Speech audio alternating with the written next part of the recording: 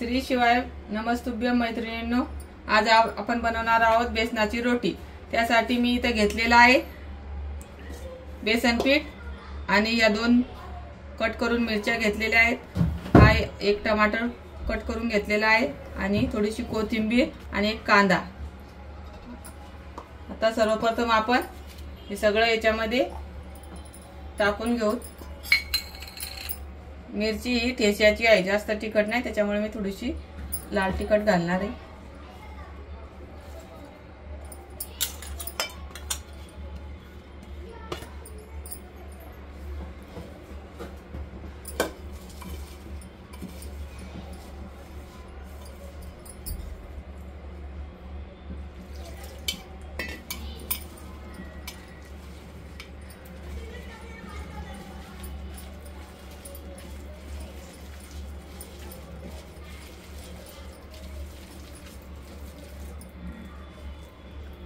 ही मिरची जास्त तिखट नसल्यामुळे मी थोडी याच्यामध्ये चटणी घालणार आहे।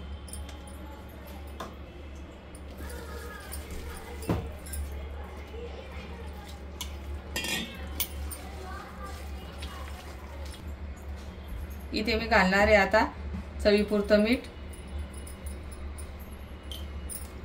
बॅटर मध्ये सगळं व्यवस्थित मिक्स करून घ्यायचं। आपल्याला चपाती बनवायची आहे याची, म्हणून पीठ थोडं पातळच बनवायचं। तव्यावर टाकल्यावर छान पसरलं पाहिजे। तर आपल्या इथं बॅटर तयार आहे। आता इथं तवा पण गरम झालाय। आता मी याच्यावर बॅटर टाकून बेसनाची रोटी करून घेते।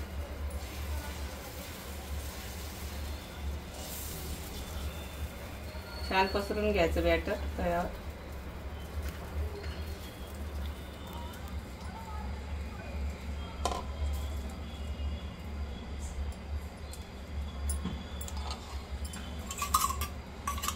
त्याला चौकोन असं तेल सोडायचं, म्हणजे चपाती तव्याला चिटकणार नाही। आता आपलं एक बाजू भाजून झालेली आहे। आता आपण याच्या कडा सैल करून घेऊ।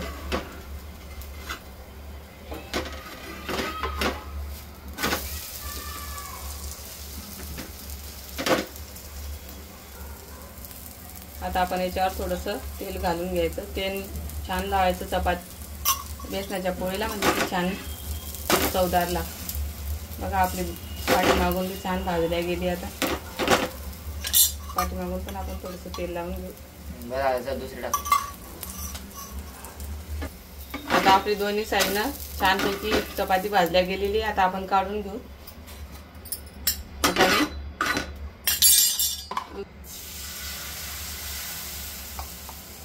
तुम्ही कशा पद्धतीने बेसनाची चपाती करतात नक्की कमेंट करून सांगा। हे बघा आता ही पण चपाती खालून भाजल्या गेलेली आहे। आता आपण हिला पलटी करून घेऊ। आता आपली ही पण चपाती भाजून झालेली आहे। आता आपण